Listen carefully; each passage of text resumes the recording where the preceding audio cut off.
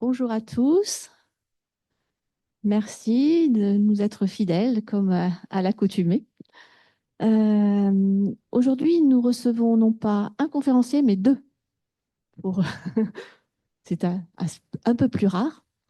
Il s'agit donc d'Adelin Barbacci et de Frédéric Garcia. Ils sont tous les deux chercheurs à l'INRAE. Euh, Frédéric Garcia est directeur de recherche et Adelin Barbacci est chercheur à l'INRA et de Toulouse, le laboratoire d'interaction des plantes et interaction des plantes et des micro-organismes et environnement. Quant à Frédéric Garcia, lui, il est chercheur en intelligence artificielle et a dirigé le département de mathématiques appliquées et d'informatique de l'INRAE. Et donc, en fait, c'est un échange entre biologistes et mathématiciens, modélisateurs, qui va vous présenter aujourd'hui cette conférence Pas dur de la feuille. Alors, j'espère que vous avez bien compris que la feuille, c'est vraiment une feuille, hein. C'est pas celle-ci, hein. Voilà. Donc, on va, on va apprendre comment les plantes perçoivent les sons, hein. Voilà. Donc, je vais leur passer la parole. Merci à vous.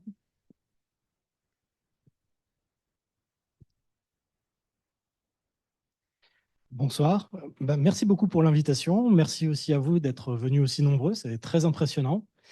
Et alors, on va vous raconter un peu nos histoires sur ce sujet, avec deux sensibilités très différentes. Et alors, on va se passer la parole, hein. En principe, ça va durer une petite heure. Donc, moi, je suis biomécanicien. Donc, en gros, je m'intéresse au rôle que jouent les forces mécaniques dans la mise en place de la réponse immunitaire des plantes. Et donc, on va un peu parler de ça quand même, hein, parce que le son, au début, c'est un phénomène mécanique. Et donc, c'est un peu la raison que j'avais de m'y intéresser. Et du coup, je te laisse te présenter. Ouais. Donc, moi, je suis, comme ça a été dit, là, je suis chercheur en intelligence artificielle. Dans cette histoire, je suis un peu la personne qui va. Le premier rôle, c'est sans doute la modélisation, comme ça a été dit, la modélisation mathématique, mettre un peu plus, jouer avec les données, mettre en équation, etc. Donc, c'est un rôle, entre guillemets, d'expert, même si Adelin, il est aussi modélisateur que moi, mais bon, c'est un peu un rôle d'expert mathématique dans ses travaux de biophysique. D'accord? Ça, c'est le premier rôle. Je pense qu'il faut quand même préciser que je ne suis pas mathématicien. J'ai une culture forte de mathématiques, mais bien sûr, je respecte l'heure. Mais je ne suis pas mathématicien. C'est-à-dire j'ai une culture de mathématiques, mais mon domaine de recherche, c'est l'intelligence artificielle. Et on va essayer d'expliquer dans cette conférence comment un chercheur en intelligence artificielle, au-delà de mon rôle d'expert modélisateur qui écrit les équations, etc., qu'est-ce que vient faire l'intelligence artificielle là-dedans? Ben, on essaiera de répondre à ça dans l'exposé. Alors voilà, pas dur de la feuille. Au début, c'était un peu notre nom de projet et c'était un point d'interrogation. Alors vous voyez ce soir, après 4 ans, c'est un point d'exclamation. Donc on va vous raconter tout ça. Alors on a conscience que c'est un sujet qui n'est pas classique du tout en biologie et encore moins en biologie végétale. Et il y a des bonnes raisons à ça en fait. C'est que dans la nature, on n'a aucune raison de suspecter que le son puisse être une information euh, pour la plante. Et ça fait depuis peut-être 10 ans qu'on a des résultats qui montrent que ça pourrait l'être. Et donc, jusqu'à il y a 10 ans, c'était si vous voulez, un sujet qui n'était pas du tout naturel pour un biologiste végétal. Et beaucoup de personnes qui s'y sont intéressées, en fait, n'étaient pas du tout biologistes. C'était des agronomes, c'était des mathématiciens, enfin des gens vraiment qui avaient un autre rapport à la plante que le biologiste, qui cherche à comprendre comment une plante fonctionne. Et ces choses-là ont changé. Et ça a changé en même temps que notre point de vue a changé sur la sensibilité des plantes. Vous savez, depuis toujours, on a essayé de classer les êtres vivants et en essayant évidemment d'aboutir à une classification où on a l'homme tout au-dessus qui est voilà, la forme de vie la plus noble, la plus puissante, tout ce qu'on veut. Et dans le classement, les plantes, c'est les grandes perdantes. Quand on dit de quelqu'un qu'il est dans un état végétatif, c'est pas forcément, ça veut bien dire qu'il est capable de rien faire. Et donc là, l'idée de l'introduction, c'est de vous montrer que les plantes qui sont toujours dans un état végétatif sont quand même capables de faire beaucoup de choses. Et donc, elles ont une grande capacité à percevoir et à répondre. Alors, pour vous présenter ça, on peut un peu se calquer sur nos sens, hein. C'est jamais une bonne idée de comparer les plantes aux autres êtres vivants parce qu'elles ont toujours une façon très particulière de faire les choses, mais pour le coup, là, ça marche bien. Donc, on peut commencer par l'odorat. Donc, les plantes sont capables d'émettre et de percevoir des molécules volatiles. Donc, celle qu'on connaît bien depuis le plus longtemps, c'est l'éthylène. Alors pourquoi? Parce qu'on s'est rendu compte assez vite que les fruits qui étaient à côté des becs d'éthylène, qui servaient à faire la lumière dans les rues, maturaient beaucoup plus vite. Alors, il y a beaucoup d'autres composés volatiles qui sont émis par les plantes et qui servent à de la communication. Après, on ne sait pas encore vraiment très bien si cette communication, elle est vraiment efficace dans la nature. On peut continuer avec la vue. Alors, c'est évident, hein, les plantes, c'est des êtres de lumière. Sans lumière, pas de photosynthèse. Mais elles font un peu plus que simplement utiliser la lumière pour faire une réaction chimique qui leur permet de vivre. Elles sont capables de distinguer des couleurs et de s'en servir. Donc, elles distinguent, on va dire, 3 couleurs. Alors, le premier, c'est le bleu. Et ça, c'est la couleur qu'il y a dans le spectre lumineux du matin. Et ça sert à la plante déjà à se réveiller, à ouvrir ses stomates, à commencer sa respiration. Et c'est la lumière qui est responsable du tropisme de la plante. Donc, c'est la lumière bleue qui guide la croissance de la plante dans une direction de l'espace. Ça, c'est Darwin qui l'a montré, donc c'est connu depuis très longtemps. Alors, évidemment, il ne connaissait pas encore les phototropines, mais il avait déjà montré qu'elle répondait au bleu. Ce on sait depuis, c'est que ça ne répond pas que à la lumière. Hein, une plante, si elle suit perpétuellement la lumière, eh ben, elle va tomber. Si elle tombe, elle meurt. Donc, elle a besoin de percevoir autre chose, et on va y venir tout à l'heure. Elle est capable aussi de percevoir le rouge et le rouge lointain, enfin le proche infrarouge. Et de distinguer les deux, alors avec la même protéine qui s'active et qui se désactive, et qui s'appelle les phytochromes. Et ça permet à la plante de voir où sont ses voisines. Il y a des publications qui montrent qu'une plante, elle peut percevoir, enfin un maïs, peut percevoir un plant de maïs à 3 mètres. Et alors simplement parce que les plantes réfléchissent l'infrarouge contrairement, par exemple, à un mur. Et donc ça lui permet d'adapter sa croissance. Donc le bleu gère la direction et le rouge, ou le rouge lointain, gère la hauteur des plantes. Il y a une expérience très rigolote à faire, c'est de prendre des plantes qui ont la même taille, vous décalez juste les pots dans lesquels elles sont, donc de sorte à ce qu'il y en ait qui soient au-dessus des autres. Et au bout d'une semaine, vous allez voir que toutes les plantes se sont remises comme si les pots étaient restés à la même hauteur. Et ça, c'est réglé uniquement par la lumière, enfin la couleur de la lumière. Ensuite, on arrive au sens du toucher. Donc le sens du toucher, en gros, c'est le moyen de dire que les plantes, elles sont capables de percevoir les forces physiques. Et quand on pense à ça, on pense assez facilement à un peu des bêtes de foire. Donc ça, c'est la dionée, attrape-mouche, qui, vous savez, c'est une feuille modifiée qui est ouverte, et quand il y a un insecte qui vient, qui touche exactement 3 fois son petit poil, ça se referme. Il y a un autre exemple qui est très connu, c'est la sensitive, le Mimosa pudica. Quand vous touchez son foliole, il se referme. Et en fait, on a très vite vu sur ces plantes-là, parce qu'elles ont, comment dire, visuellement, on voit tout de suite l'effet que ça fait de les toucher. On s'est dit que le sens du toucher, il était réservé un peu à quelques exceptions dans le règne végétal. Et ce qui est nouveau, c'est que depuis 15 ans, c'est-à-dire depuis que j'ai fait ma thèse, ça fait un peu long, mais bon, on s'est aperçu que ça, c'était vraiment une généralité. Et on pouvait un peu s'en douter, mais ça n'avait pas été montré. Il y a un truc qui est très important pour les plantes, c'est de percevoir la gravité. Déjà, on peut se dire que les racines, elles sont orientées dans le sens de la gravité, alors que la partie aérienne, c'est dans le sens inverse de la gravité. Et puis, ça permet de se situer. Vu le relief qu'il y a dans la région, vous voyez bien que les arbres, quand ils poussent à flanc de colline, ils ne sont pas perpendiculaires à la colline, ils sont toujours verticaux. Ça, c'est parce qu'ils perçoivent la gravité.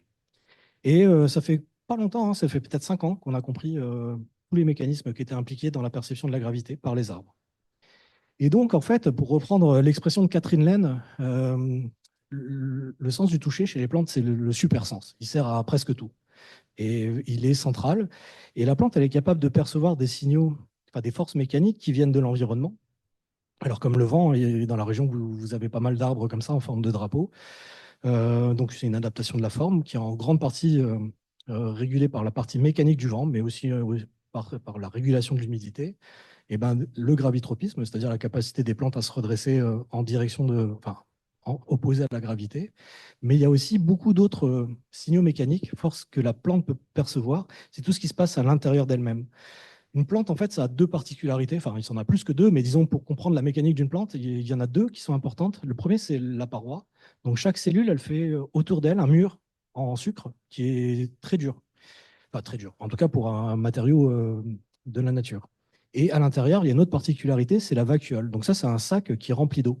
Et donc, quand vous avez une paroi et puis de l'eau, eh ben, vous pouvez penser à un ballon de baudruche et vous soufflez dedans, ou vous mettez de l'eau. Ce que vous voyez, c'est que vous mettez en tension la membrane du ballon ou la paroi de la plante. Et alors, du coup, quand vous avez une surface qui est très tendue, vous voyez bien quand votre ballon il est très gonflé, si vous tapez un peu dessus, vous voyez loin de là où vous avez tapé des petits rebonds qui se propagent. Et chez la plante, ça marche un peu pareil. Comme tout est en tension, quand vous perturbez un endroit, ça se transmet dans toute la partie solide de la plante et puis à presque toutes les cellules. Et donc ça permet de réguler des mécanismes très, très complexes. Alors, l'ontogénèse, la formation des organes, la proprioception, alors ça, c'est tout nouveau, ça a 10 ans. C'est-à-dire c'est Bruno Mouillat à Clermont-Ferrand qui a montré que la plante avait le sens de l'équilibre. Tout à l'heure, je vous ai dit que si la plante elle fait que suivre la lumière, à un moment elle tombe et elle meurt. Donc c'est pas du tout ça qu'il faut faire. Il faut aussi qu'elle soit capable de savoir comment sa masse est dans l'espace pour pas tomber. Et donc il faut qu'elle puisse percevoir exactement comme nous sa position. Et ça existe chez les plantes. Et c'est très très important. Après la morphogénèse, les plantes, peu importe le milieu dans lequel elles poussent, si vous regardez ces fleurs, vous allez voir que c'est très reproductible comme forme. Vous pouvez identifier les plantes grâce à leurs fleurs. Et puis, morphogénèse. Et puis, alors, nous, notre petite contribution à ça, avec Frédéric, c'est d'avoir montré il y a 2 ans que ça régulait aussi la mise en place du système immunitaire. Alors, ce n'est pas le sujet de la conversation, mais ça n'empêche que, du coup, c'est vraiment être capable de percevoir des forces de l'environnement ou internes à l'organisme, c'est vraiment essentiel pour la plante. Alors, le son, par nature, c'est une fluctuation de pression, donc c'est mécanique. Et c'est un peu pour ça qu'on s'est posé au début la question de savoir si ces fluctuations de pression pouvaient avoir un effet sur la réponse immunitaire. Alors, Fred va vous expliquer que c'est le son et puis tout ce qu'on savait. Voilà, on rentre un peu dans le sujet de l'exposé sur l'influence, l'impact du son sur les plantes. Et donc, avant de parler de ça, avant de vous parler un peu de ce qu'on sait, de ce qu'on a pu explorer avec Adelin sur ce sujet, etc., je voulais juste faire un rappel rapide sur les ondes sonores. Voilà, qu'est-ce que c'est que le son, quoi. Donc, comme c'est écrit, le son, ça va être une vibration, quelque chose qui se reproduit, un changement qui est généralement périodique, comme ça. Donc, c'est une vibration mécanique. D'accord ? Donc, il faut qu'il y ait un cadre, quelque chose qui vibre. Et associé au son, il y a aussi l'idée que c'est une vibration mécanique qui va se propager. Voilà. Donc, il faut qu'il y ait un milieu dans lequel l'onde va être émise de quelque part et puis va se propager. Voilà. Donc, c'est clair que nous, humains, quand on parle du son, souvent, comme on vit dans l'air, quand on parle du son, le premier milieu naturel, de propagation du son, c'est l'air. Pour nous, le son, c'est une onde mécanique qui se propage dans l'air. Mais par exemple, pour un poisson, le son, c'est toujours le même son, mais le son, ça se propage dans l'eau. Enfin, voilà. Donc, ça dépend un peu.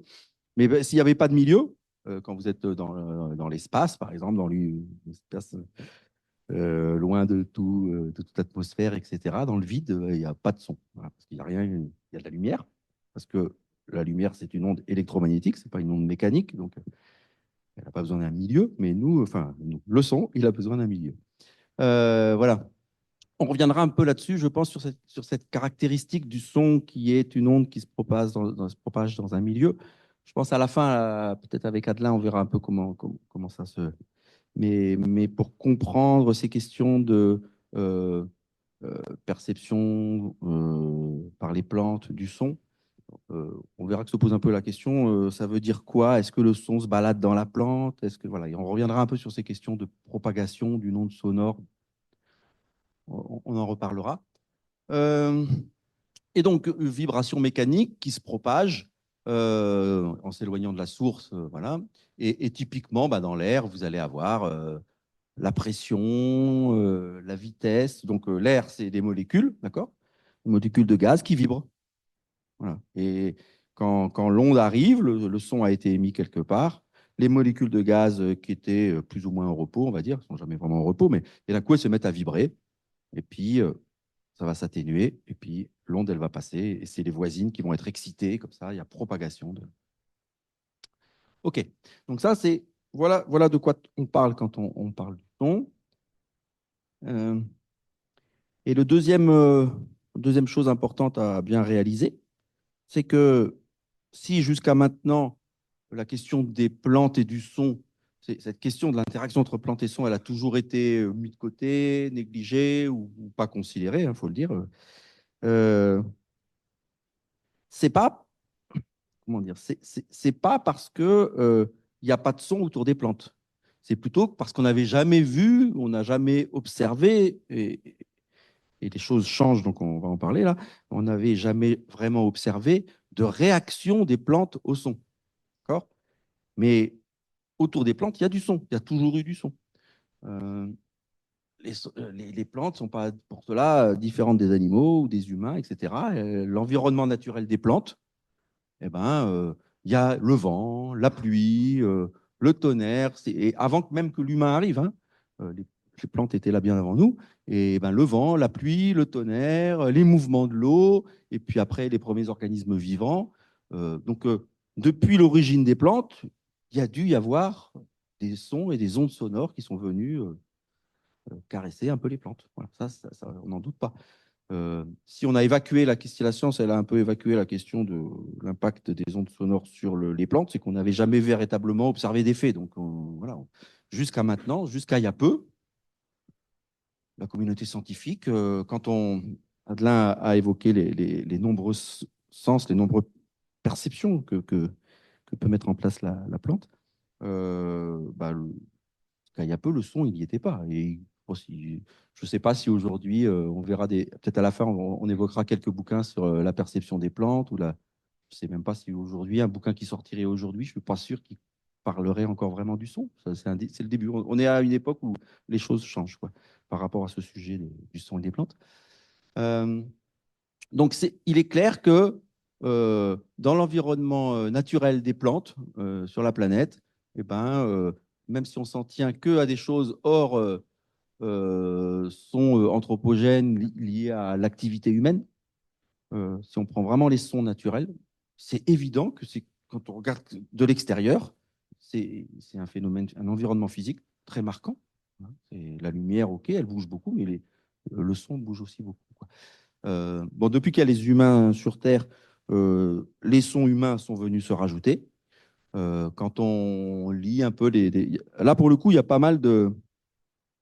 évidemment pas mal de travaux sur les sons apportés dans l'environnement naturel, dans les forêts, etc.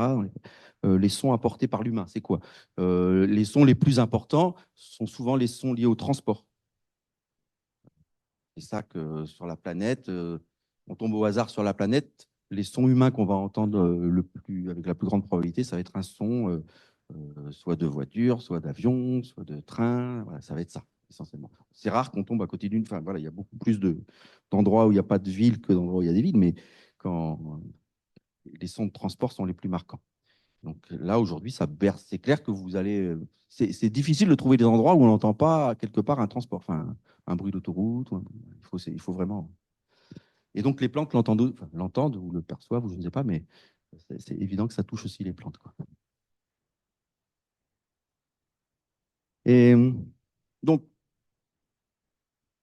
qu'est-ce qui s'est passé au niveau de la communauté scientifique? Ça fait maintenant quelques années, on va dire, que au départ, les agronomes, et puis ensuite, quelques biologistes des plantes, quelques écologues, etc., un certain nombre de scientifiques. Mais au départ, vraiment, je pense que c'est important de dire, pour la communauté scientifique, c'est parti des agronomes. On a eu, à partir des années, ça a commencé dans les années vraiment de manière un peu sérieuse avec des labos dans les années 70, quoi. Voilà. Des labos nord-américains, mais aussi beaucoup de labos indiens, chinois. qui ont travaillé, donc plutôt des agronomes, et qui ont testé l'effet d'ondes de son, d'ondes sonores, sur surtout la croissance des plantes. C'est surtout ça qui a été étudié. Mais avec des résultats qui étaient la plupart bien établis, positifs, beaucoup de répétitions, montrant que des sons assez forts avec une certaine fréquence, souvent c'était dans ces labos, dans ces travaux, c'était des notes qui étaient envoyées là, ou ça très fort. Comme c'était des agronomes, c'était souvent dans des parcelles extérieures, etc., sous serre. Et ces travaux ont montré que pour plein d'espèces végétales, il y avait un effet clair du son sur la croissance, avec souvent un effet boostant, un peu un effet positif au sens positif en termes de plus grande croissance.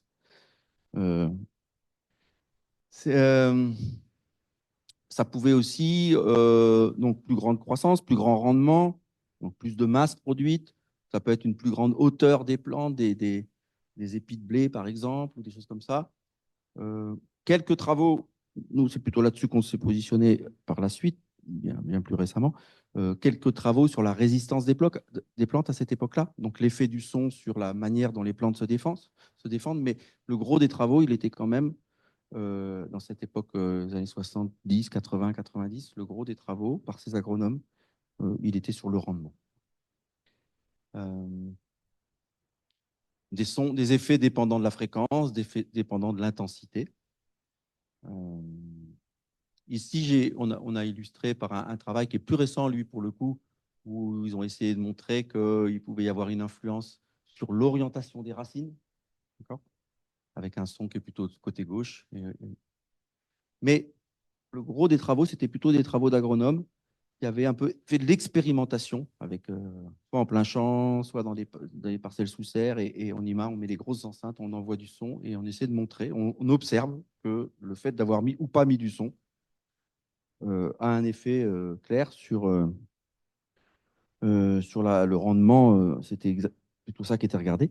Et ça a été jusqu'à ce que dans les années 2000, on est dans des... Alors, en Chine, dans les années 2000, un peu même avant aux États-Unis, on est des acteurs. Alors, en Chine, c'était plutôt des acteurs universités d'État ou universités régionales, mais enfin, c'est des acteurs un peu institutionnels. Aux États-Unis, c'est plutôt un individu qui croit à la chose et qui développe un dispositif. Et on a eu ça aussi en France, dans le nord de la France. Donc, des dispositifs qui sont proposés où le concept du dispositif, c'est un matériel qui va diffuser du son auprès des plantes. Alors, c'est en visant l'agriculture, et on va diffuser du son, et l'idée, c'est soit on aura un meilleur rendement pour l'agriculteur, soit ça protège mieux les plantes des maladies, etc. Différents arguments, différents types de sons qui sont émis, mais ces systèmes existent encore, hein. Le système Génodix est encore commercialisé. Voilà, donc dans l'esprit, c'est j'ai une recette pour envoyer les bons sons vers des plantes, et ça leur fera du bien parce qu'il y aura un meilleur rendement, ou elles se défendront mieux, etc. Donc, tout ça, c'est des choses qui étaient, je dirais, depuis les années 70-80, un peu pas connues, mais qui étaient creusées, explorées, mais sans vraiment que la communauté scientifique, des spécialistes de la plante en biologie, comme le disait Atlan tout à l'heure, les chercheurs qui cherchent à comprendre comment ça marche à l'intérieur de la plante, qu'est-ce qui se passe, sans que ces collègues-là, cette communauté scientifique, au niveau français ou international, sans que cette communauté-là, elle considère véritablement la question.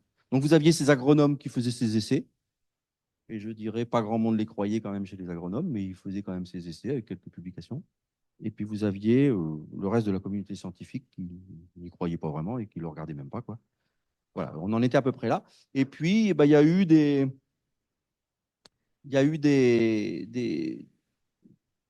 comment dire, quelques résultats marquants, plutôt depuis une dizaine d'années, moins d'une dizaine d'années, des résultats marquants qui ont commencé à intriguer les biologistes eux-mêmes.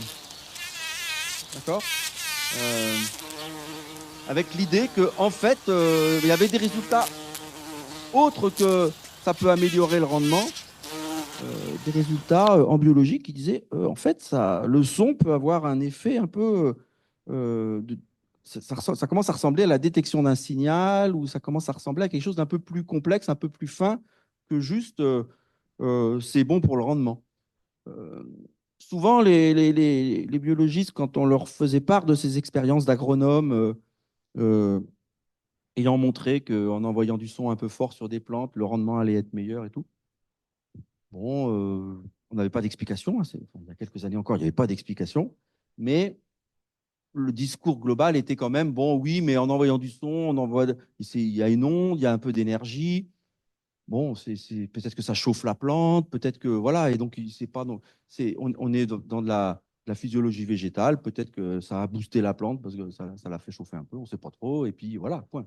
Mais en tout cas, on était loin d'imaginer chez la plante la perception d'un son comme on peut l'avoir chez l'animal ou chez l'homme. À savoir, le son peut nous faire du bien au niveau énergétique, il n'y a pas de souci, mais le son, on s'en sert surtout pour communiquer, pour détecter des signaux. Enfin, et puis, donc, on voit le son, nous, mammifères et animaux et humains, on voit souvent le son plutôt comme quelque chose qui va nous permettre de communiquer, donc on pense plus en termes de signal, d'information, et pas trop, pas que en termes d'énergie. Euh, pour les plantes, bah, les premières expériences d'agronomes, quand elles étaient considérées, quand elles étaient regardées, elles étaient plutôt interprétées de loin en disant il y a sans doute une histoire d'énergie quelque part, voilà, enfin une histoire de. Et progressivement, depuis une dizaine d'années, on a vu des articles scientifiques dans différentes universités du monde, différents laboratoires du monde. On a vu des articles, des expériences qui étaient publiées et qui montraient que en fait, c'est pas si simple que ça quand même. Il y a des phénomènes qui sont un peu curieux ou qui méritent d'être interprétés. Et donc, on a commencé à avoir, c'est des exemples que vous connaissez peut-être un peu tous maintenant, mais voilà, le fait que la plante va, va, va déclencher, relâcher son pollen quand certains insectes pollinisateurs vont arriver auprès d'elle, se mettre à vibrer avec une certaine fréquence. Et il y a une plage de fréquences où ça va autoriser l'ouverture et le relâchement du pollen. Et cette fréquence, elle correspond aux insectes pollinisateurs les plus adaptés pour cette plante. Euh, et donc là, bah, c'est quand même un signe que il y a quand même quelque part un circuit de reconnaissance d'un signal. Ça commence à ressembler à du son tel que nous, on l'imagine quand on parle de les animaux et les humains, ils perçoivent les sons. Voilà. Donc ça, c'est des travaux pas très vieux, qui sont voilà, bien plus récents que les travaux que j'évoquais tout à l'heure sur les agronomes. Là. Et puis, il y a eu ce travail, c'était peut-être il y a une dizaine d'années, Adelin, c'est ça, ouais. Peut-être 2014, je crois. Euh, euh, un travail alors plutôt Apfel et Cockcroft, donc c'est plutôt des écologues, hein, écologues des États-Unis, qui ont vraiment dans cette idée d'essayer d'aller au-delà de la question du son comme une énergie, mais essayer de voir s'il y a de la reconnaissance de signal, si ça peut être un peu caractéristique, si on peut parler soit de communication, soit de détection d'informations, des choses comme ça. Et donc, ils ont fait une expérience assez marquante, quoi, en tout cas qui a marqué la communauté scientifique et voilà, et qui a été plutôt correctement faite et qui est plutôt convaincante. Euh, En gros, l'idée, c'est que on sait que quand une plante va se faire grignoter, par exemple, dévorer par ici une chenille, on sait que cette plante, elle a des mécanismes de défense.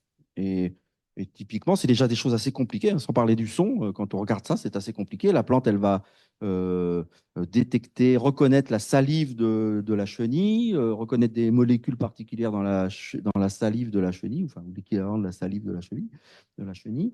Et puis, face à ces molécules-là, elle va proposer, se mettre à produire d'autres molécules qui embêtent la chenille, etc. Donc, c'est déjà, tout ça, c'est déjà super intriguant. Il faut que je me dépêche un peu. Et Et donc, ces auteurs-là, qu'est-ce qu'ils ont fait? Eh ben, ils ont dit, on va enregistrer le son de la chenille qui grignote la feuille. Parce que quand on enregistre ça, on l'entend très bien et on reconnaît nous-mêmes humains un son de grignotage. Et donc, on va enregistrer le son de la chenille qui grignote la feuille. Et l'idée, ça va être de reproduire sur une autre feuille juste le son, il n'y a plus de chenille, on reproduit le son. Et le papier montre que dans certaines conditions, avec une certaine façon de reproduire les sons, etc., et ben la plante se met à produire en quantité plus limitée, etc., mais se met à produire des choses caractéristiques de la chenille. Voilà. Bon, donc le papier, il est dans cet esprit-là. C'est le son qui déclenche. Et ce papier, il était suffisamment correctement fait et de manière sérieuse, etc., pour qu'il ait vraiment marqué beaucoup d'esprit et qu'il ait un peu ouvert le sujet. On a eu par la suite d'autres, un peu à la même époque, mais d'autres travaux. Ici, c'était les travaux plutôt de Gagliano, là, une jeune scientifique en Australie qui montrait que les plantes étaient capables de détecter la présence d'eau par le son. C'est-à-dire que on sait que les plantes sont très fortes pour euh, détecter de l'eau, la présence d'eau. Là, pour le coup, ils essaient de montrer, les auteurs essayaient de montrer que, en proposant une plante avec son système racinaire d'aller à gauche ou à droite, enfin, il y avait un petit système malin. Et l'idée, c'était de diffuser des sons. Le papier montrait que si on diffuse des sons d'eau ou des sons aléatoires, des sons de bruit blanc, enfin de bruit, quoi, des sons d'eau ou pas de son, il y avait un comportement différent qui était plutôt orienté vers une orientation des racines vers la présence d'eau, vers l'émission de son associée à l'eau. Euh, voilà, c'est des manips qui sont intéressantes, qui n'ont pas été beaucoup refaites ou qui n'ont pas réussi à être refaites. Donc, c'est des manips, quand on les cite, on met toujours un peu des guillemets, enfin, voilà, mais elles existent, elles ont été faites et elles ont permis de discuter du sujet.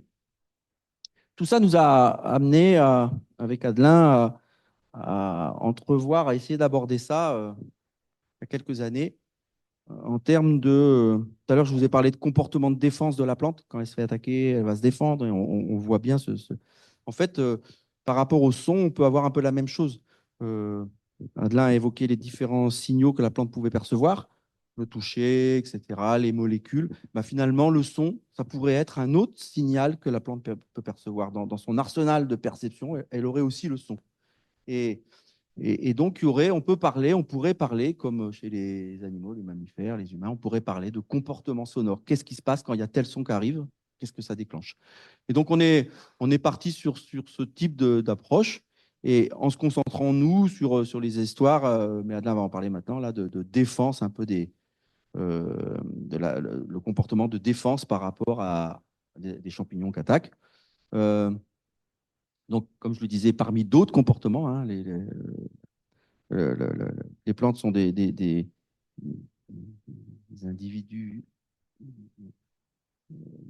vivants qui, comme les animaux, comme les humains, etc., euh, exhibent des comportements qui peuvent être complexes. Voilà. Et vraiment, contrairement à l'image qu'on peut avoir d'une plante amorphe, etc. Donc, le comportement sonore parmi d'autres comportements, c'est ce qu'on étudie. Euh, pour revenir à l'histoire de le son vu comme quelque chose d'un peu énergétique, etc., vous avez la vision traditionnelle un peu de l'étude des plantes. Ça a longtemps été, bon, bah, la plante, qu'est-ce que c'est? C'est un système vivant qui va traduire de la matière et de l'énergie, la lumière, l'eau, la température, les sels minéraux, etc., qui va traduire ça en croissance, en développement, en reproduction, etc. Voilà. On voit la plante comme quelque chose on lui met des choses en entrée et du carburant en entrée, puis la plante, elle grossit. Et voilà, et c'est ça, c'est quand même la vision qui reste majoritaire et beaucoup de biologistes se concentrent sur comprendre comment ça marche. Mais en tant qu'être vivant, il y a toute une dimension aussi euh, plus comportementale qui est comment la plante réagit, comment la plante se comporte, comment la plante agit, apporte des réactions à son environnement quand il y a des changements, des stimulations, d'autres bestioles qui l'agressent, des changements de température, des coups de vent, des touchés, des vibrations, et donc, entre autres, du son. Voilà. Et qu'est-ce qu'elle peut faire en sortie pour essayer pour réagir, quoi. Voilà. Donc, on travaille là-dessus. Ces comportements, et c'est là où moi j'interviens en tant que chercheur en IA, en intelligence artificielle, un peu spécialiste de la modélisation de ces comportements. Ces comportements, ils peuvent être très simples, avec des règles très simples, mais ça peut être des choses plus compliquées avec des automates, de la mémoire, donc une modélisation du type de comportement qu'on peut avoir qui peut être bien plus riche que juste une réaction entrée-sortie. Voilà. C'est un peu pour vous positionner un peu ce qu'on peut faire là-dessus sur la modélisation de ces comportements. Et donc, je le disais, nous, depuis quelques années, on s'est concentré sur l'impact du son, mais sur un comportement particulier qui est le comportement de défense des plantes par rapport à des attaques de pathogènes, etc. Donc, d'accord, c'est dans un cadre particulier. En gros, c'est comment le son a un impact ou influence la santé des plantes. C'est ça un peu ce qui nous motive.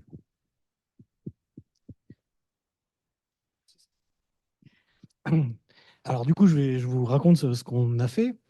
Alors tout à l'heure, j'ai un peu menti quand j'ai dit que je m'intéressais au son parce que c'était un mécanisme mécanique. Il y a le vent. Le vent, c'est beaucoup plus naturel. Il y a les pathogènes. Les pathogènes, ils doivent rentrer dans les plantes. Donc ça fait des trous. Ça, c'est mécanique aussi. En fait, c'est Frédéric qui est venu me dire, regarde tous les papiers qu'il y a sur l'effet du son sur les plantes. C'est vraiment extraordinaire. Faut que tu le fasses, quoi. Du coup, moi, j'ai vraiment pensé très fort, pas du tout. Et ça a duré des mois. Et donc, c'était soit on faisait les pauses café ensemble, enfin, on arrêtait de les faire ensemble, ou alors il fallait faire la manip. Et du coup, avec la master qui était avec moi, Ophélie, on s'est dit, bon, on va faire la manip, on va regarder ce qui se passe. Et puis, dans une semaine, on lui aura montré que tout ça, ça marche pas du tout, et on passera à autre chose. Donc, on a choisi un pathosystème. Alors, un pathosystème, c'est un mot compliqué pour dire qu'en fait, il nous faut une victime. Donc, la victime, c'est Arabidopsis thaliana. C'est la plante qu'on utilise le plus souvent. C'est un peu la souris des laboratoires de biologie végétale. Et puis, on a choisi le tueur de la plante, donc, qui est un champignon nécrotrophe qui s'appelle Sclerotinia sclerosorium. Nécrotrophe, ça veut dire qu'il doit tuer son hôte pour grandir, hein.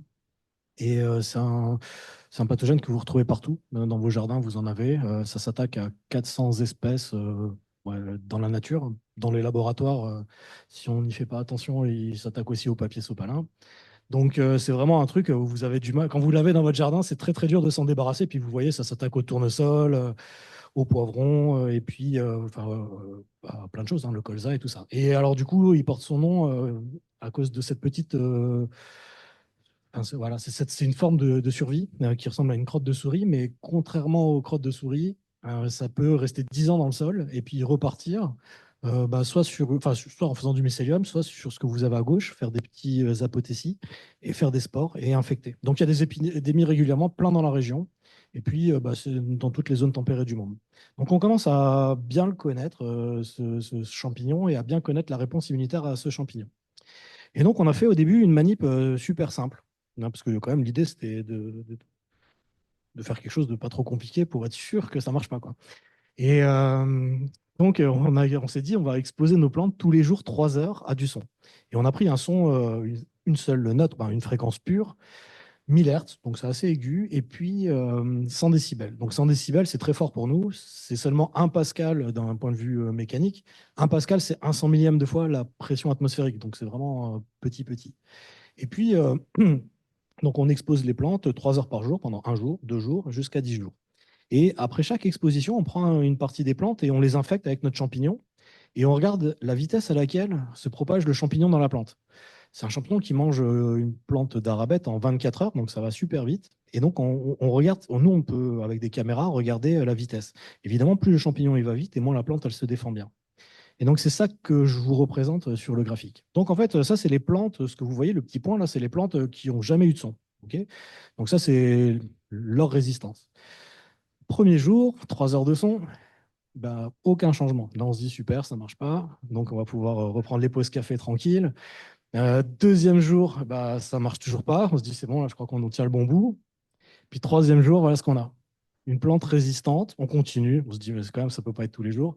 Et puis au 10e jour, on a des plantes aussi résistantes que celles qui avaient été exposées 3 jours, 3 heures par jour. Et c'est un gain de 26%. Alors, notre champignon, il n'y a pas de plantes qui sont capables de lui résister à 100%. Ça n'existe pas. Et 26%, c'est énorme. Quand on fait les meilleurs trucs qu'on ait fait, sur le blé pour résister à ce champignon-là, on gagne moins de 10%. Et là, sans franchement faire grand-chose, aucun effort, quoi, 26%.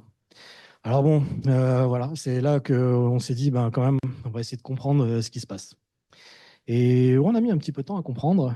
Donc c'est la thèse qui est de Kaoula Jamor qu'on a encadrée avec Frédéric et qui a été soutenue l'année dernière. Et donc on a regardé tout ce qui se passait dans la plante. Alors pour nous, ça veut dire regarder l'expression des gènes.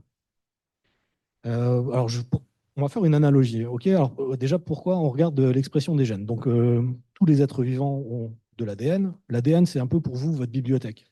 Si je regarde votre bibliothèque, je peux savoir tous les sujets qui vous ont intéressé dans votre vie. Bon, mais ça ne me dit pas ce qui vous intéresse aujourd'hui. Donc il faudrait plutôt que je regarde les livres que vous avez ouverts, qui sont en dehors de la bibliothèque, pour savoir ce que vous êtes en train de faire, par exemple. C'est pas dit que ça soit 100% exact, mais ça me donnerait une meilleure idée. Et donc nous, c'est le même principe qu'on a. On va pas regarder l'ADN, on va regarder les gènes qui sont exprimés par la plante, et ça va nous donner une idée de ce qu'elle est en train de faire. Alors, il y a 30 000 gènes dans une plante, c'est assez énorme par rapport aux êtres humains. Et donc 30 000 gènes, c'est comme les 30 000 personnes du stade du TFC à Toulouse.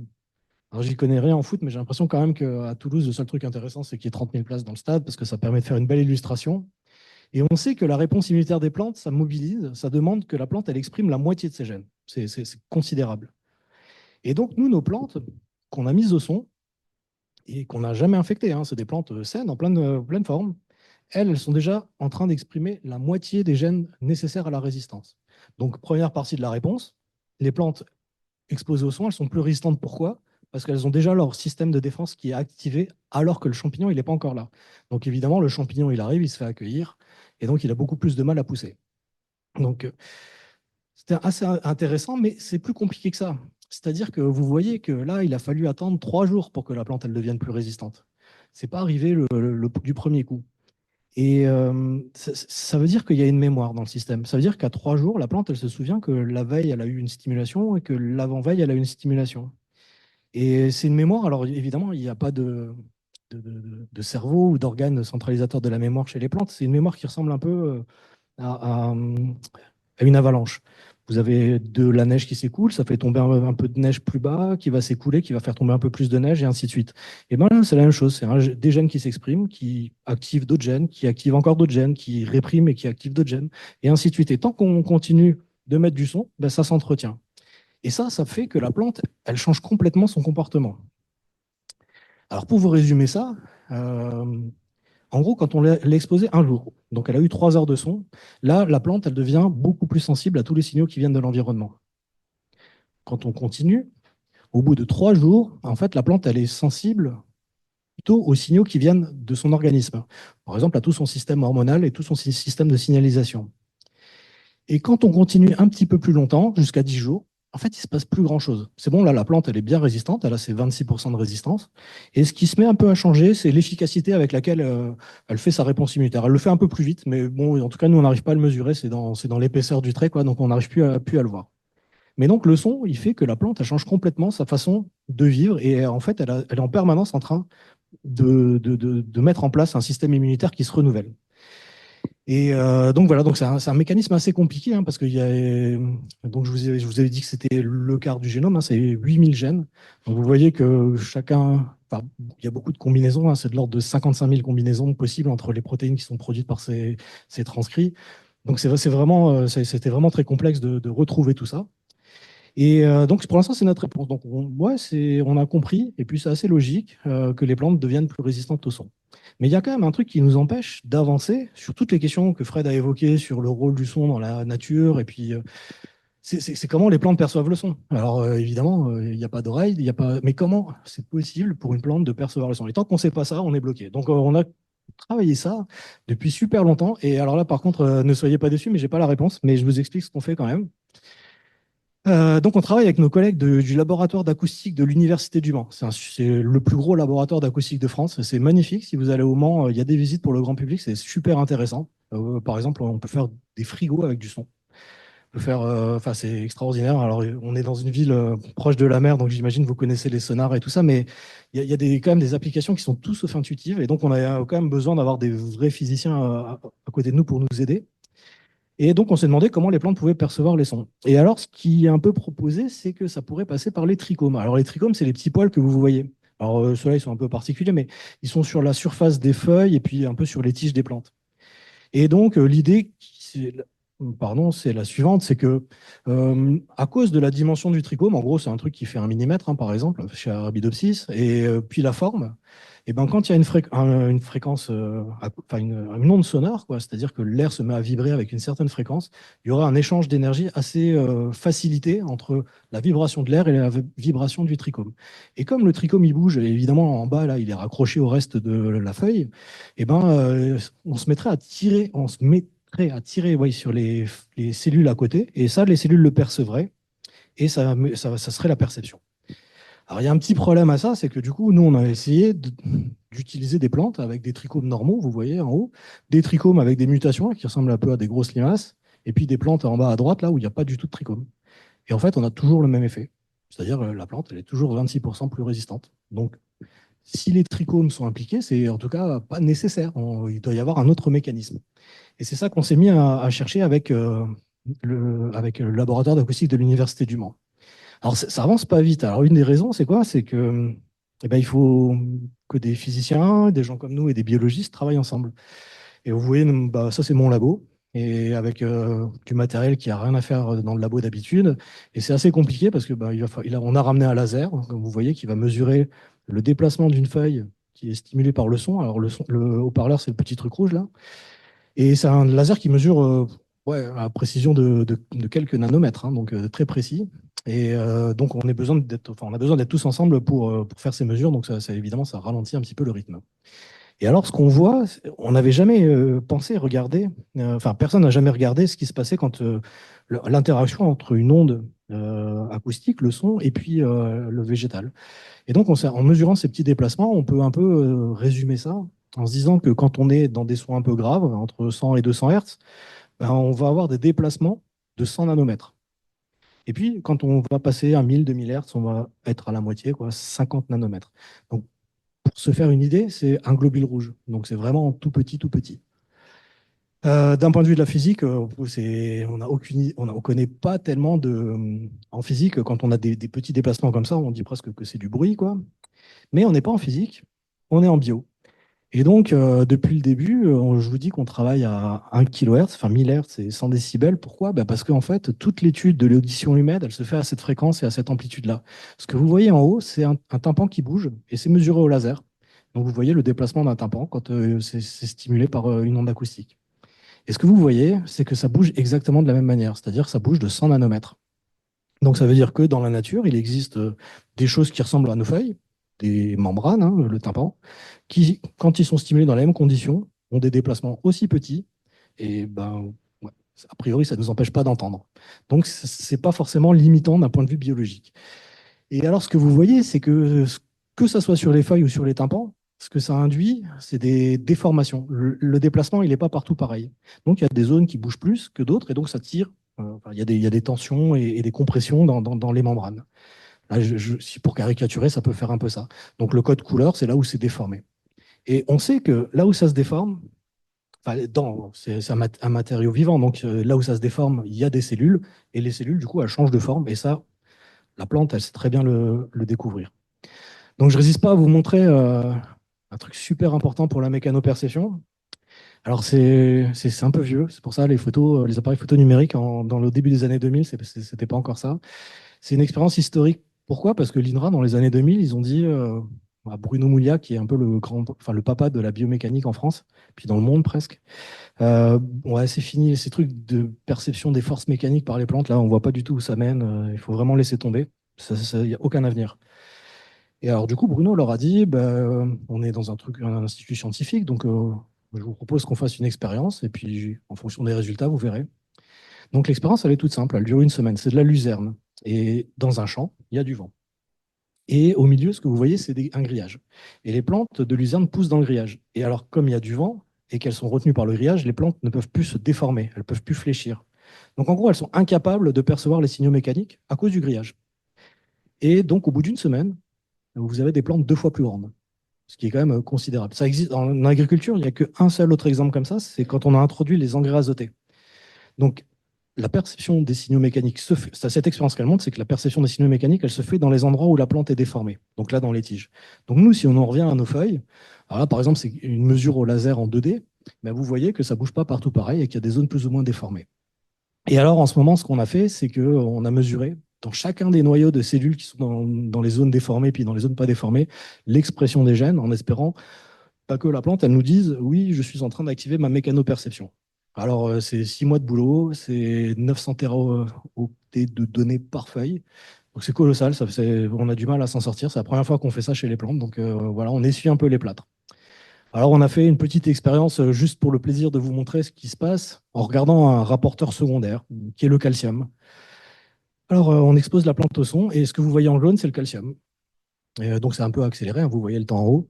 Et ce que vous voyez, c'est que la plante, elle met du calcium, et pas partout pareil. Hein. C'est un peu dans les zones déformées, il y a plein de calcium, et dans les zones pas déformées, il y en a moins. Ça montre que notre idée, elle n'est pas forcément stupide. Alors, on a eu un problème avec ça.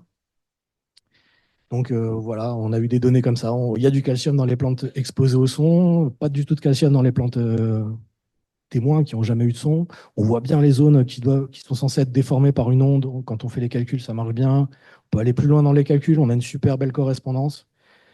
Ouais, formidable. Mais quand même, c'était super beau et on a fait ça un peu avant le Covid, enfin le confinement. Et donc on s'est dit, bah, après le Covid, super, on va retrouver notre microscope et on va retourner. On refera les mêmes mesures et ça va être extraordinaire. Voilà. Donc on y est retourné, on a refait les mêmes mesures, ça n'a pas marché.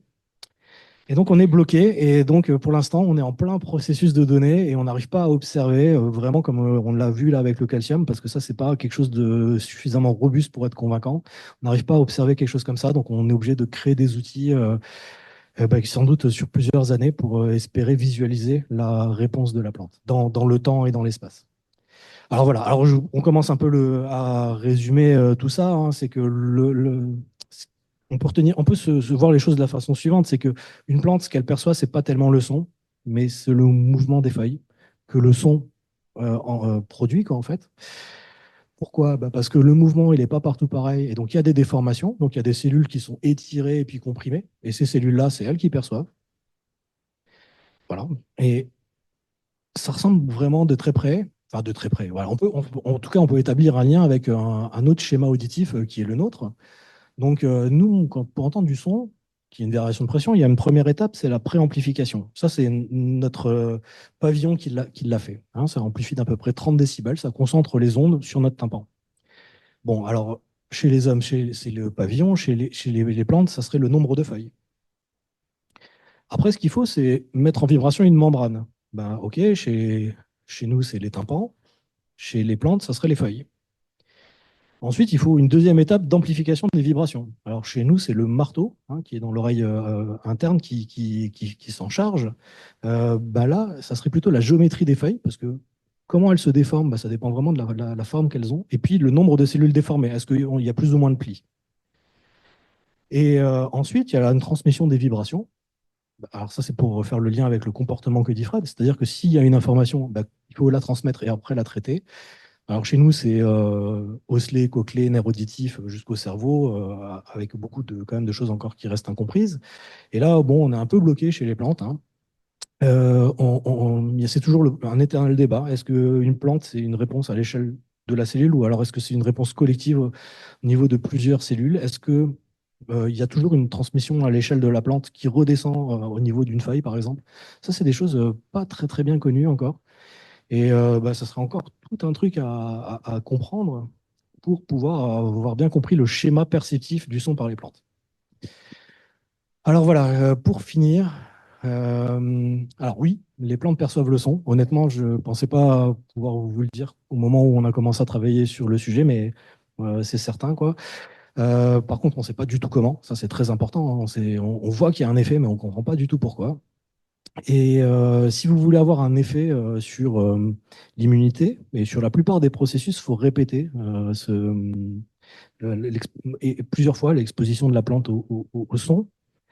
Et il y a une mémoire. Bon, pour la petite anecdote, on a regardé, on connaît assez bien la durée de la mémoire.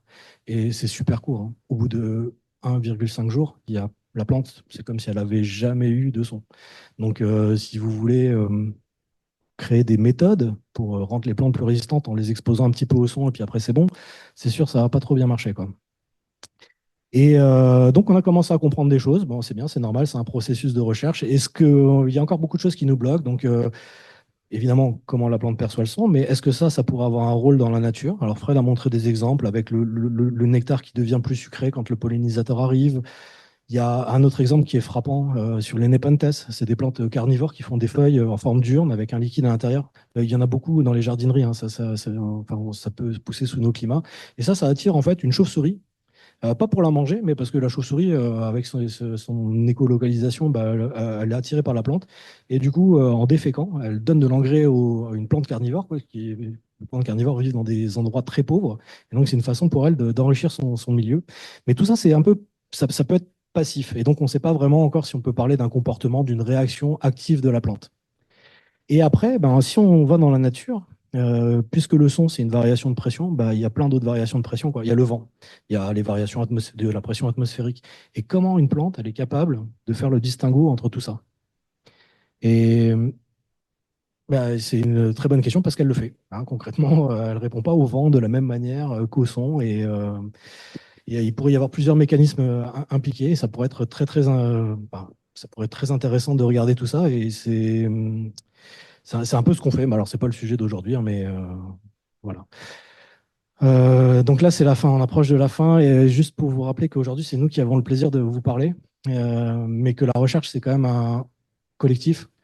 Il y a des gens qui nous ont beaucoup aidés à avancer sur le sujet. Il y a voilà, les idées, c'est pas que les nôtres, ça vient de partout. Et donc, il faut remercier un peu déjà mon équipe d'appartenance, l'équipe immunité quantitative, parce que franchement, ils ont été d'une grande aide. On a des super microscopistes qui nous ont permis de faire des images magnifiques. Chez Frédéric, il y a eu l'accueil de Kaoula. Il y a eu une stagiaire qui est venue de Croatie parce qu'elle voulait absolument voir l'effet du son sur les plantes, qui a travaillé avec nous. Nos collègues du laboratoire d'acoustique de l'Université du Mans.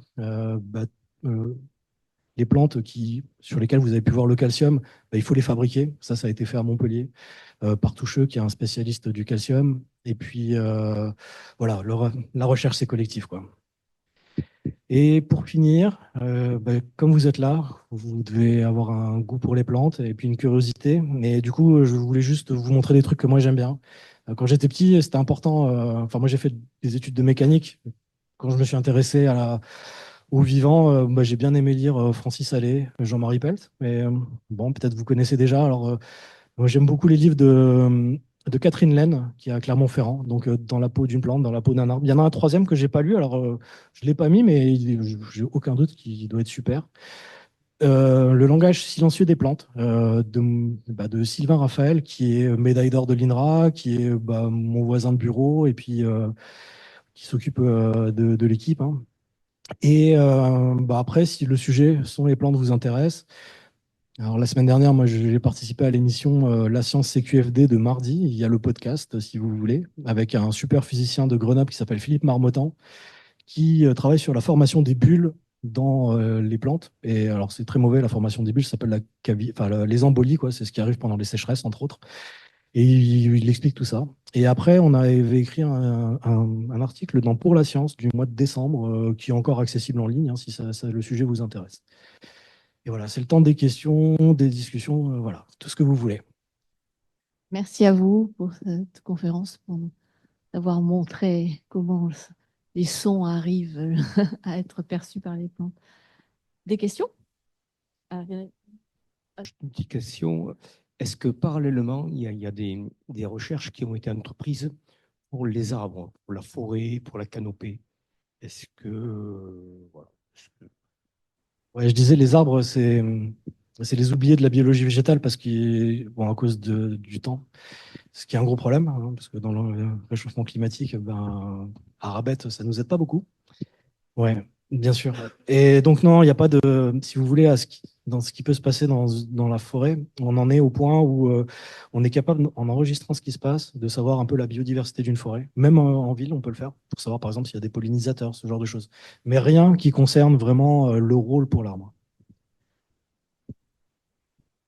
Après, l'arbre par rapport aux plantes, il a un intérêt particulier sur cette question du son, c'est il y a un lien qui se fait assez naturellement avec le vent. Donc, on a pas mal évoqué le fait que comment ça se fait que la plante, voilà, comment elle distingue le son du vent, des choses comme ça. Et on le pensait en termes de vibration des feuilles et tout. Euh, il se trouve que euh, le vent, le mouvement de l'air dans des arbres, dans une forêt, etc., va créer du son.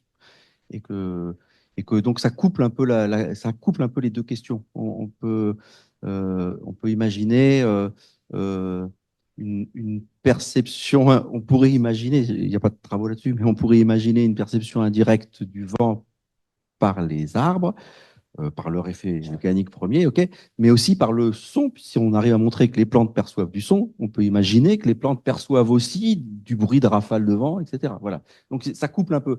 Nous, à nos échelles, là, c'est deux choses un peu distinctes. Et quand on envoie du vent avec des ventilateurs ou des systèmes physiques pour envoyer du vent sur des arabettes, on va pas trop se préoccuper du son que ça permet en même temps que ça couple. Alors qu'au au niveau des arbres et des grands arbres, etc., en fait, il y a un couplage qui se crée. Voilà. Ma question était concernant le bruit que vous avez appliqué aux arabettes, qui font que, avant même qu'il y ait eu cette infestation par les champignons, elles aient activé ces 30% de gènes de résistance. Ça veut dire qu'elles ont considéré, avec des guillemets, le son comme un stress finalement, comme une agression. Et alors, du coup, la question qui me vient en entendant ce que vient de dire Frédéric, est-ce que le son que vous avez appliqué, il ressemble à un son de vent? Non, non, non, bah, c'est un peu le.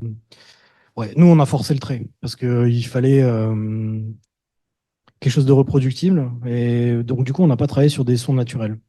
Ouais, bon, bah, parce que c'était la première fois qu'on travaillait le sujet. Donc, c'est un son complètement artificiel, très désagréable. La notion de stress, je m'en méfie un peu. C'est possible. Alors, pardon, alors, pour redire ça autrement, en biologie, un stress, c'est quelque chose qui fait que la plante, elle est plus dans son optimal de croissance. Et du coup, elle y répond avec des réponses dites de stress, mais qui peuvent être très diverses. Et donc, c'est un peu une boîte noire. Et dans ce qu'on dit, mais c'est peut-être faux, hein, dans ce qu'on dit, on pense plutôt que le son, c'est un signal. C'est-à-dire que c'est perçu, activement perçu, plutôt que simplement quelque chose qui empêche la plante d'être à son optimal de vie. Ça change un peu les choses, parce qu'un stress, il n'a pas aucune obligation. Enfin, il n'y a pas nécessité de percevoir, hein. Enfin, quand on est malade, on n'a pas besoin de percevoir qu'on est malade. L'effet de la maladie, il est quand même là, quoi. Donc du coup, avec tout ça, je ne sais pas si je réponds bien à votre question, mais ouais. Ouais, mais juste pour aller dans votre sens, hein, c'est que, comme le disait Adelin, on a travaillé là-dessus quand on a commencé, quand la thèse de Kaoula a démarré. On est parti sur cette idée on veut montrer que c'est plutôt un signal plutôt qu'un stress. Néanmoins, pour être à peu près sûr qu'on avait un effet, pour blinder un peu les choses, on est parti avec des sons très forts. Et donc, c'est a posteriori, on se dit, bon, au moins, ça nous a permis d'avoir le phénomène, de maîtriser le phénomène, de l'observer. Mais c'est clair que si on voulait être logique aujourd'hui, dans notre schéma, dans notre argumentation, qui est de dire c'est un signal qui est perçu, etc., parce qu'il faudrait presque refaire, mais c'est beaucoup de temps et il n'y en a pas toujours les moyens. C'est le coup d'après. Mais voilà, mais ce qu'il faudrait refaire, c'est un peu ce genre de manip pour travailler la mémoire, pour travailler le nombre de répétitions, etc. Mais avec des chants d'oiseaux, avec du vent, avec des choses beaucoup plus fines mécaniquement qu'on rencontre dans la nature. Donc, on en est parfaitement conscient. Disons que, voilà, on a un peu, c'était les premiers travaux qu'on faisait là-dessus, qui étaient quand même un peu faits là-dessus dans la communauté, hein.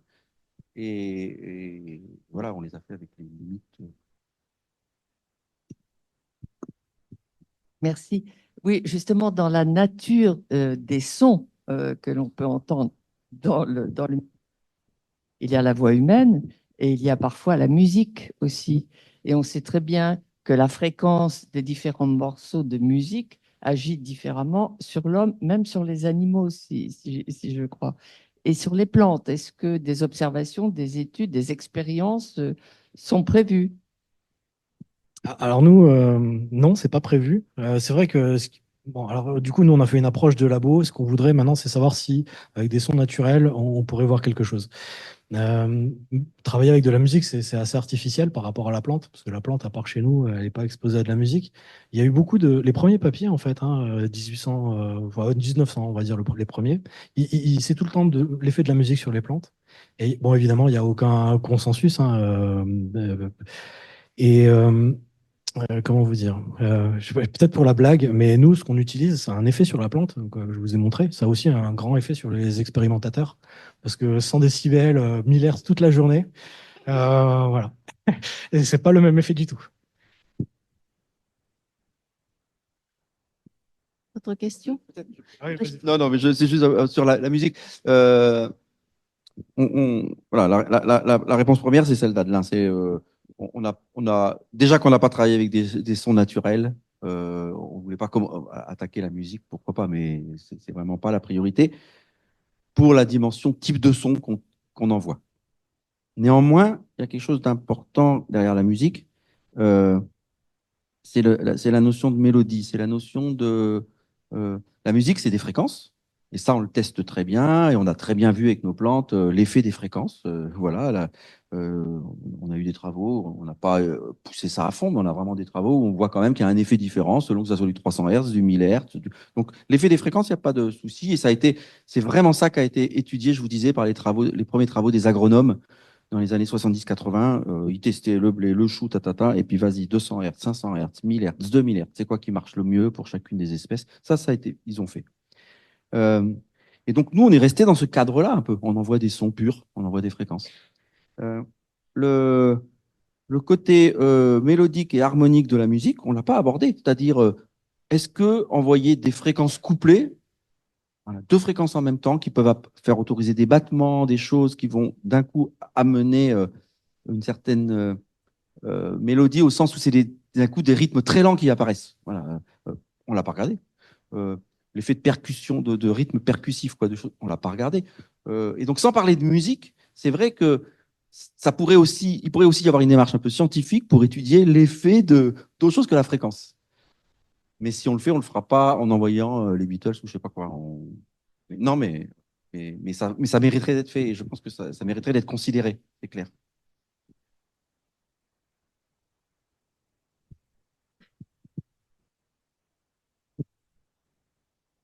Oui, merci. On a parlé du stress.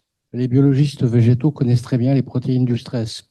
Donc, vous avez parlé de réponse immunitaire. Est-ce que vous avez pu identifier effectivement une production de protéines qui serait liée à l'immunité? Un protéome modifié, par exemple. Ouais.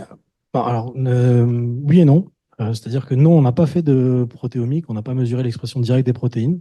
Par contre, tous les gènes connus dans notre forme de résistance, hein, bon, je ne fais pas l'énumération,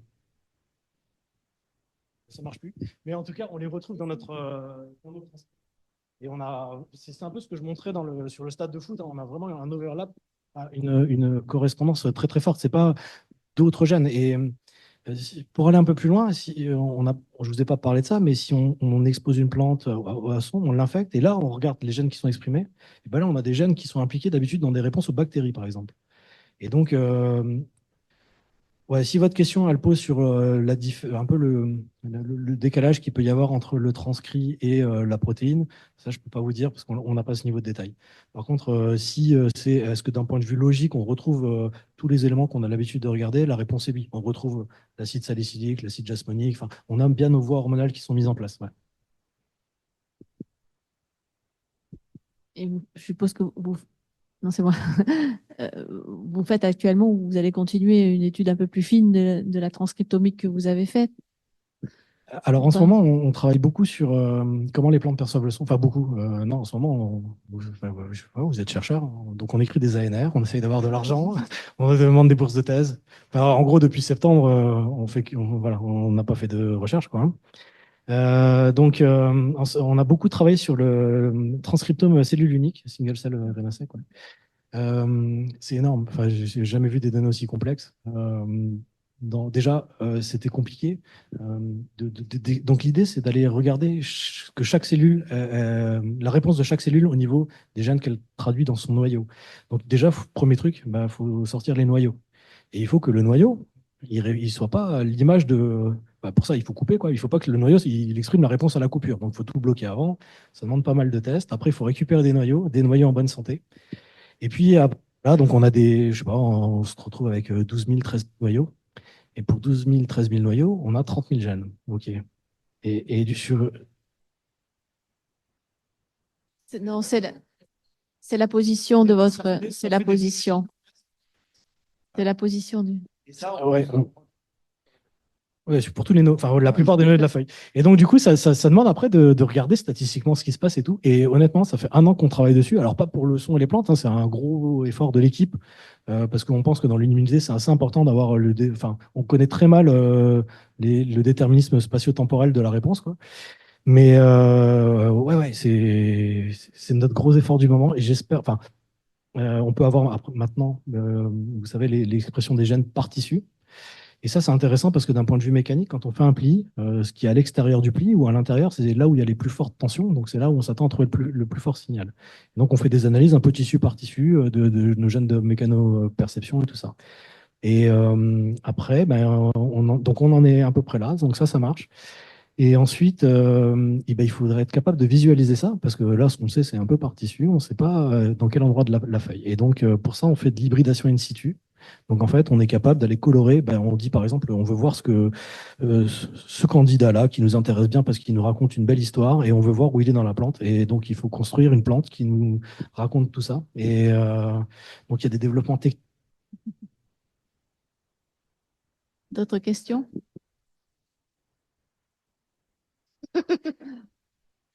D'autres questions? Non. Bien, merci beaucoup. Merci à vous.